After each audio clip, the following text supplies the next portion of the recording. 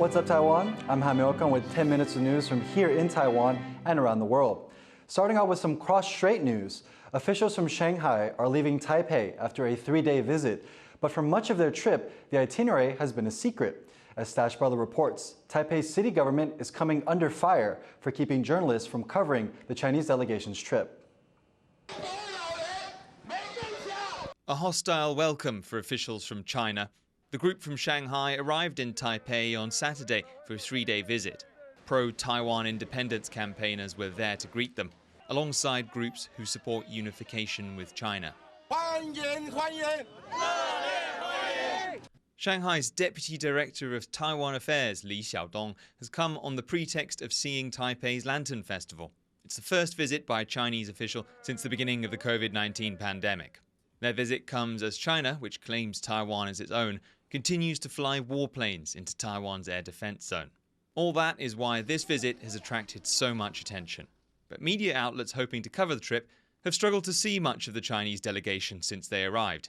The group's itinerary has been mostly secret, and one local councillor says Taipei's government is hiding them from the public.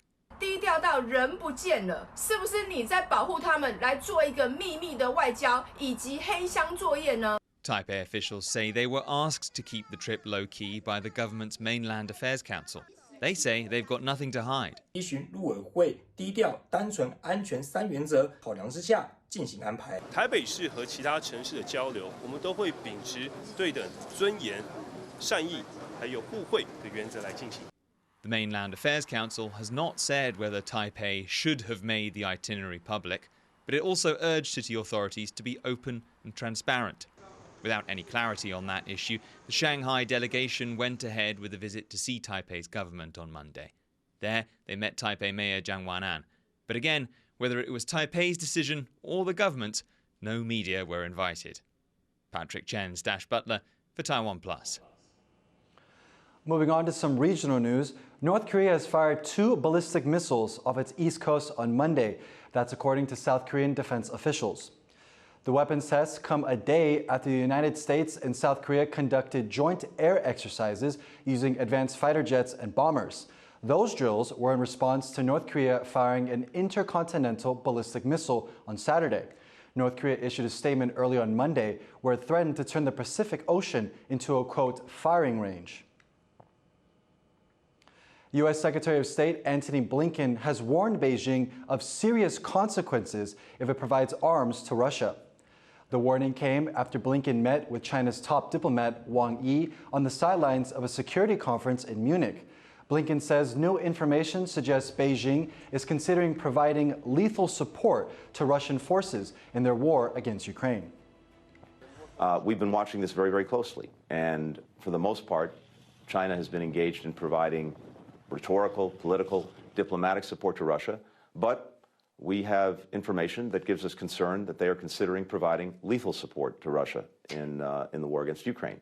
And it was important for me to share very clearly with Wang Yi that this would be a serious problem.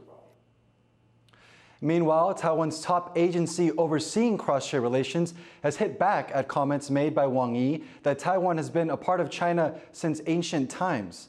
The Mainland Affairs Council issued a statement saying, "The Republic of China Taiwan is a sovereign country, and Taiwan has never been a part of the People's Republic of China, nor will it be in the future."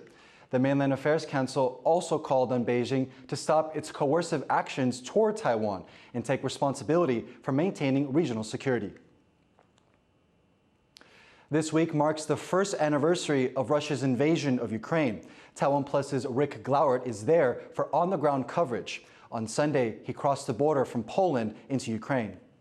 This is Rawaruska in western Ukraine. It's one of 9 border crossings between Ukraine and Poland. About 3,000 people leave through here each day. That's double the number since the invasion began nearly 1 year ago. These crossings have been a lifeline for Ukraine. Millions of Ukrainian women and children have fled to safety. And aid and weapons coming in from the west have been crucial as Ukraine has pushed back Russia's advance over the last 12 months. As the war hits the 1-year mark, areas like this one are on high alert. Any escalation in the war could send a new wave of refugees fleeing over the border. And there are concerns that Russian President Vladimir Putin will target those all-important supply lines from Poland as he looks to turn this war around. Rick Lauert in Rawaruska for TaiwanPlus.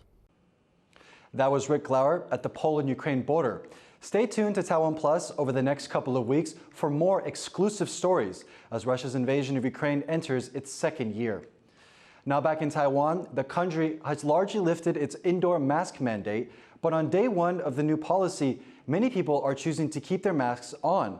Jaime has this report. It's the beginning of the end for Taiwan's indoor mask mandate.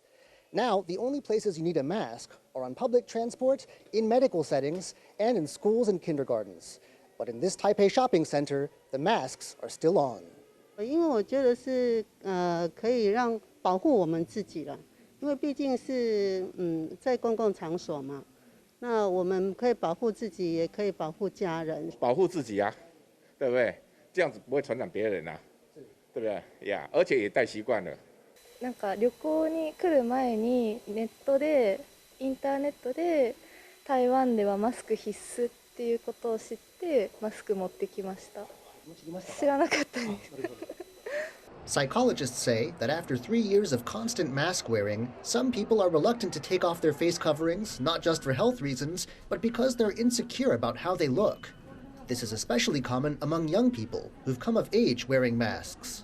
每天呢都会一直看着自己的面容，或者是看着自己的身体，一直嫌说自己身体不好。那甚至即使没有不好，他也会觉得说已经很不好，甚至要反复的跟别人确认说，我这里有没有一块斑啊？你跟他讲没斑，他也不相信。Even outdoors, where people have been free to take off their masks since December, masks are still pretty much everywhere. People in Taiwan would sometimes wear masks when feeling unwell before the pandemic, but 3 years on, it seems masks have become almost a rule. Damon Lin and John Van Trieste in Taipei for TaiwanPlus. Over a dozen Taiwanese cement producers have been fined for colluding on prices. The Fair Trade Commission says 18 companies were engaged in price fixing in the northern city of Taoyuan. This includes the formerly state-owned firm Taiwan Cement. The companies have been fined a combined total of around $7 million for violating fair trade laws. Some of the firms said they were surprised by the ruling and that they intend to appeal the decision. Stone turtles have begun appearing on the island of Xiaoliuqiu off Taiwan's southwestern coast, and they've become an unusual attraction for the over 1 million tourists who visit the island each year. Ed Moon has the story. Crawling all along the shoreline, these stone turtles are not heading anywhere, and no one knows exactly how they got here. They're located in Taiwan's popular tourist destination, Xiaoliuqiu.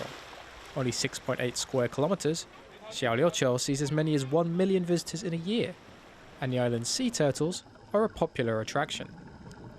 But the tourists' coexistence with local ecology has become an issue, and some locals believe the stone turtles were first made by tourism agents as a creative reminder to visitors that the stone and corals shouldn't be taken as souvenirs.